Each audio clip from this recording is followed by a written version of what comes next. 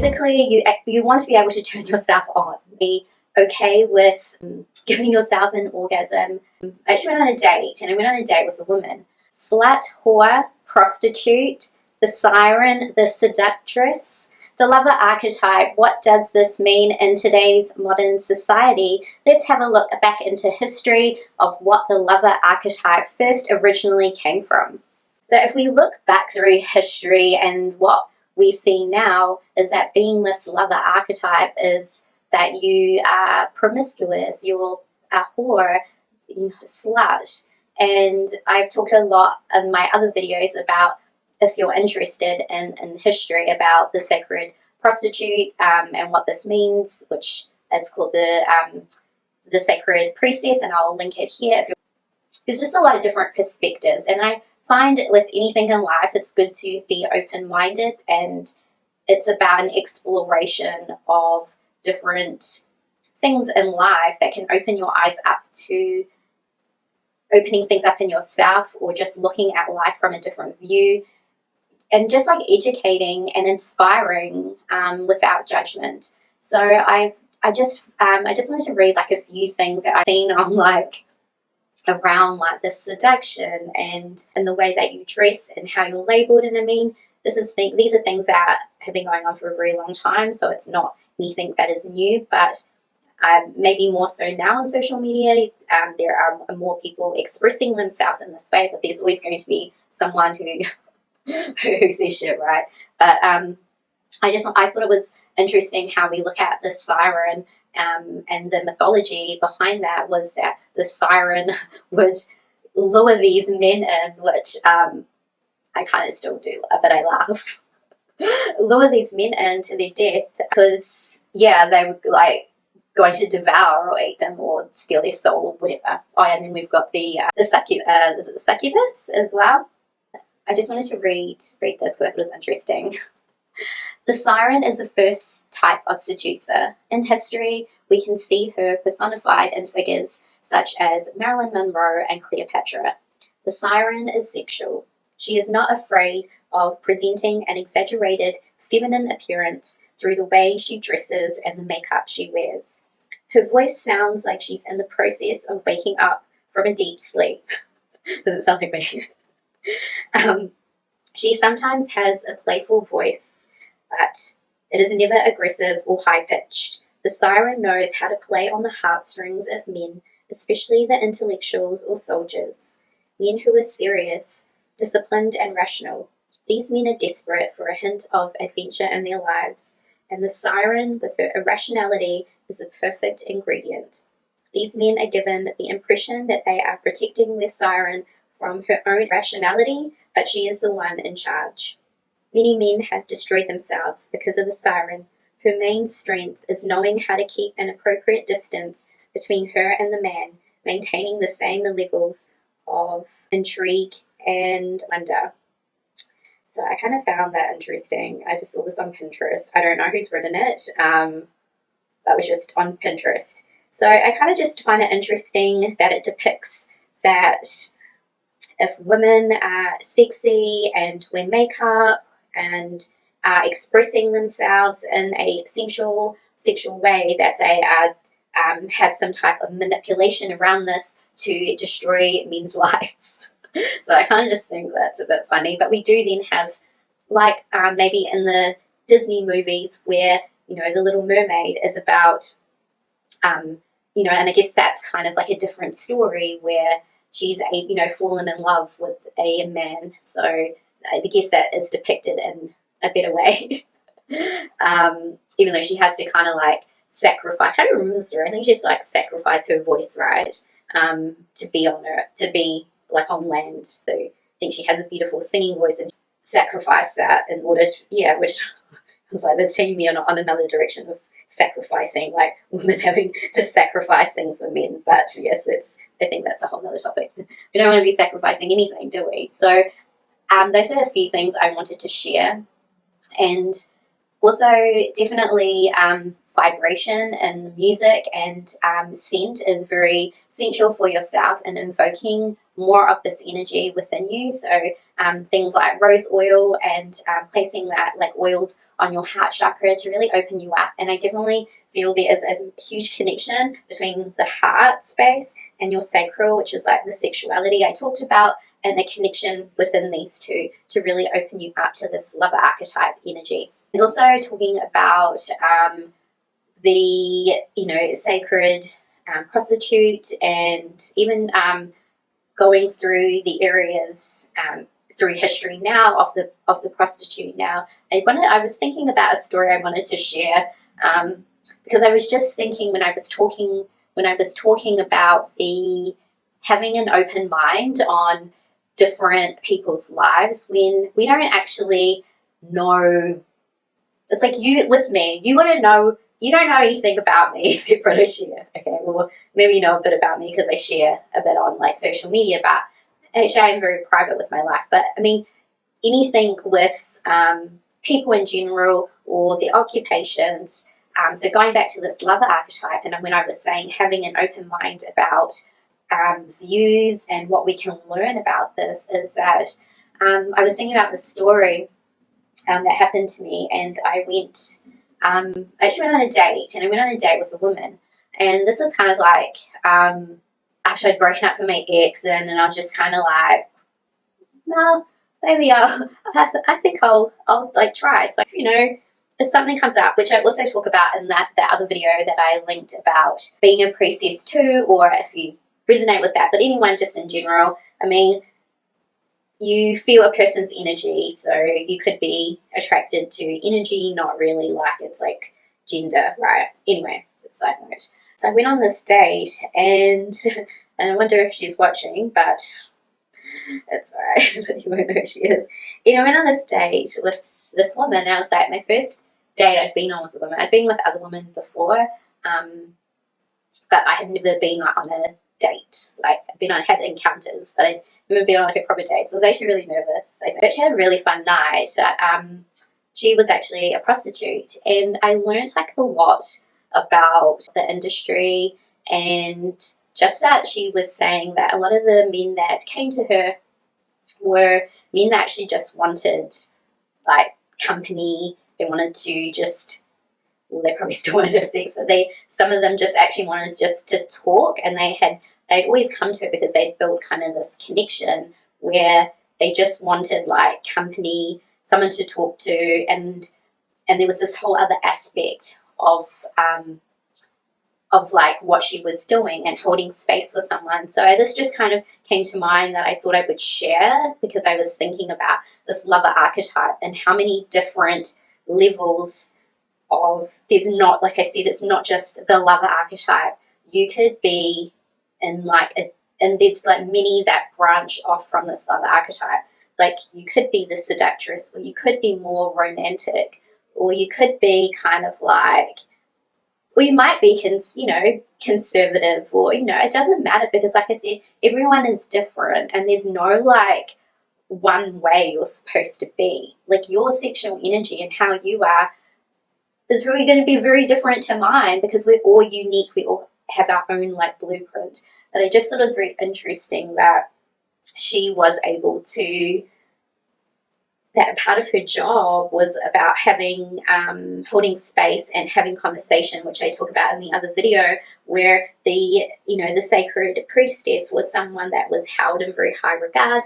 If you're into like the history of the sacred prostitute, where it goes into that they were someone that was held in very high regard, and someone that was there for the whole conversation, to be, it's kind of like a high escort, but like there were many other things, talents and gifts that they held. But I think the point that I'm trying to make is that everyone doesn't fit into a box of the lover archetype, because there's many different elements to it, and it's about owning who you are in the lover archetype, and that this lover archetype for you, it's going to evolve and change. And I definitely saw myself changing after my last relationship, and the more that I delve into myself, my spirituality, and just who I truly was, and which also is like a lot of healing and work that you go through in terms of your sexuality and being okay and expressing that. And I think it's also, like I said, a journey as to how you will evolve and change and how you will embody this archetype. So to break it all down, I feel the number one point to become more in tune with this lover archetype is to become more sexual within yourself and okay in your body, and to give yourself the pleasure to orgasm and to bathe yourself in beautiful oils and take care of yourself, not only your body but your heart. And doing this is like a practice, because you are embodying love energy and you are embodying sexual energy. And the more that you're building this energy, the stronger it will become. And also, I do want to mention that you could attract a lot of people, but sometimes when this opens up, I've kind of found that sometimes Black people run away because your sexual energy is maybe intimidating for some men or women, but it's kind of just been my own experiences where maybe if they haven't experienced this type of energy, or they feel intimidated by, I'm going to say your experience, but your experience and the fact that you are confident in yourself, you are taking control, you know what you're like, you're verbal, you tell them. So maybe they haven't experienced this before, so they could be intrigued by it, they could run away, but generally I find they always like try to make their way back. But it's up to you if you want to let them back in. But I might just say that, because being okay in your body and being okay in your sexuality is sometimes you will feel like you are too much, but just to remember, you are never too much. You are beautiful in your body, who you are, and the right person or people, or however many lovers you want, you'll attract the right people, and sometimes you attract the lovers for learning and healing, and vice versa. So if you are someone who's very in touch with this, you could be, which I talk a lot, like I'll link my other video which I talk more about sexual healing.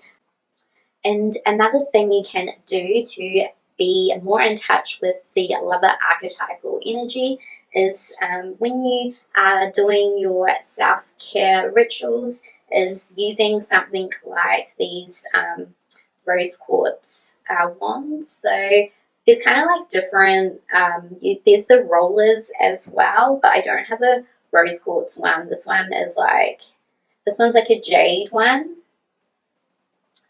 which has like the smaller side and then the bigger side as well.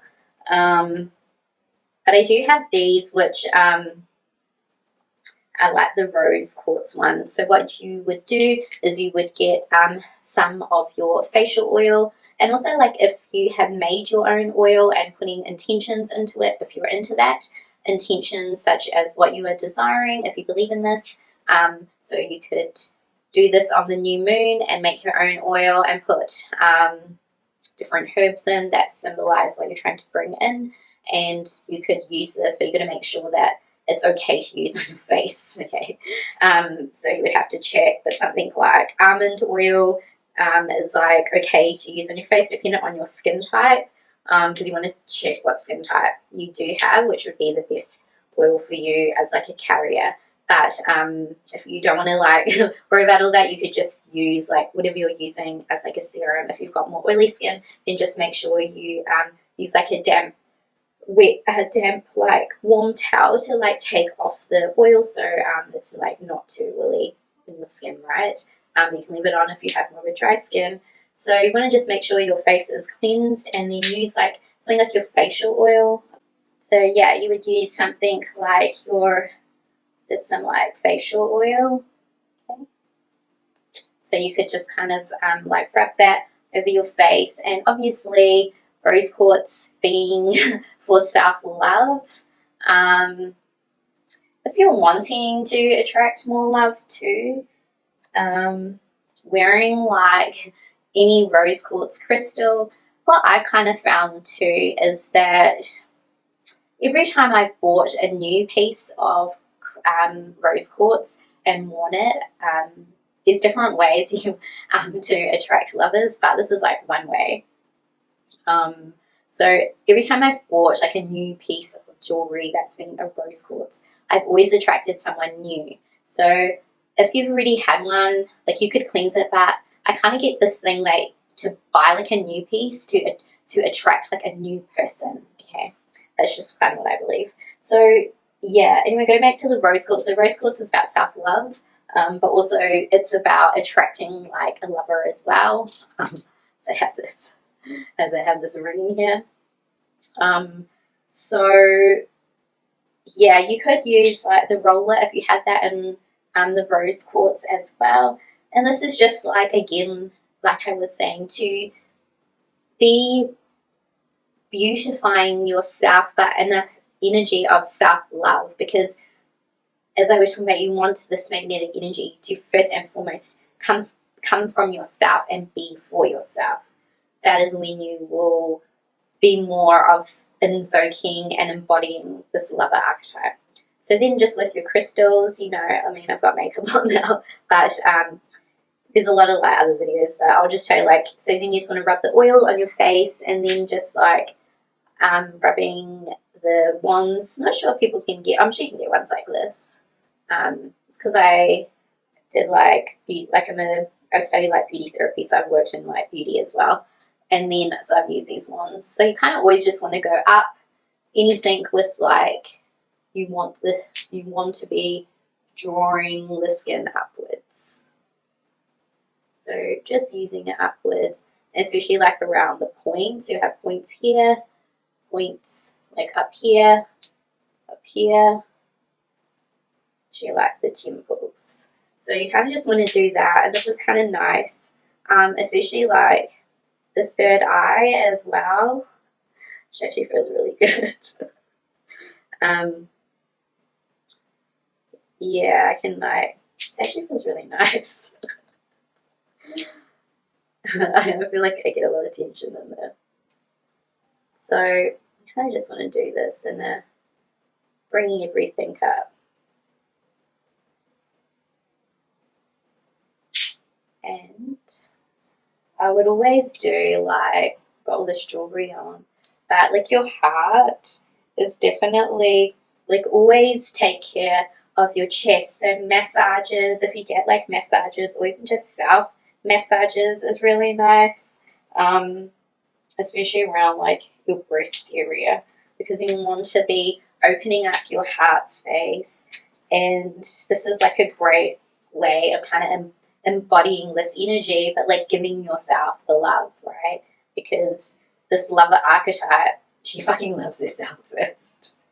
And she's not like, and I want to say, you're like, you know, this manipulation and the shadow side, there's always a shadow side of like archetypes, right? And so to say, when I've, you know, been manipulative and played mind games and things like this, it always ends up in yourself getting your heart. You'll just break your own heart. And those things never last. So that's my take on trying to be manipulative, and might be fun for a while, but that shit never lasts. And then you'll just be like, okay, I'm done playing games, because you're just hurting yourself. Like, who has time to play games? I feel like I don't have time anymore. Okay, so you kind of just do something like that, and always ending on your temples too, and then yeah, something like rubbing through like the around your breasts, your chest, to open up that heart area will be like really beneficial. Then we have the yoni egg, which a lot of women use as well, and this kind of first, what really came into mainstream from Gwyneth Paltrow, which caused a big an upstir about women using this. So yeah, that's kind of interesting as well. So that is also another tool. The lover first embodies an energy that is for herself. She is magnetizing, and she is an embodiment of self-love, because she first and foremost cares for herself. what we would first think is about how she is pleasing other people. But what I find is it is about an embodiment energy for yourself, how you can create this lover archetype within your body and within your being is going to make you more magnetic, is going to make you a better lover. If you can't create an energy of seduction, of sexuality within your own body, then no one else is going to feel that. You don't want to be projecting this energy out to another person because they will be feeling it within you. So it's more that you are drawing people into you. And if we look at the shadow side of the lover archetype, which we can see a lot on things in social media, like on TikTok, where it's about the seduction, the mind games, and the manipulation, the tactics, the don't text him or her for a week and then, or whatever it is, and then hold back your energy, don't tell everything, about you, be mysterious. Like, those things should just come naturally. You shouldn't have to try to be anything. You should just really be yourself, because if you are in touch with your own sexuality and how you feel in your body, that is going to be magnetic. There isn't a one size fits all. If you are aware of the chakras, the Sacral Chakra is the one that is most connected to your sexuality and also connected to your creativity and is the life force energy. So if you are flowing in this area and you're creative and you're inviting passion into your life, and it doesn't just mean lovers, it means in all areas of your life, especially artistic, especially being creative. Like, this is all to do with sexuality, expression, how you speak to other people as well. And that is also, again, cultivating this energy within you, which makes you more attractive to other people, because you're first and foremost creating life and excitement within yourself. So you want to be able to, basically, you want to be able to turn yourself on, is like what I'm going to say. Okay with touching your body, okay with giving yourself an orgasm, being like knowing what you like, being able to be like, and not being ashamed of this.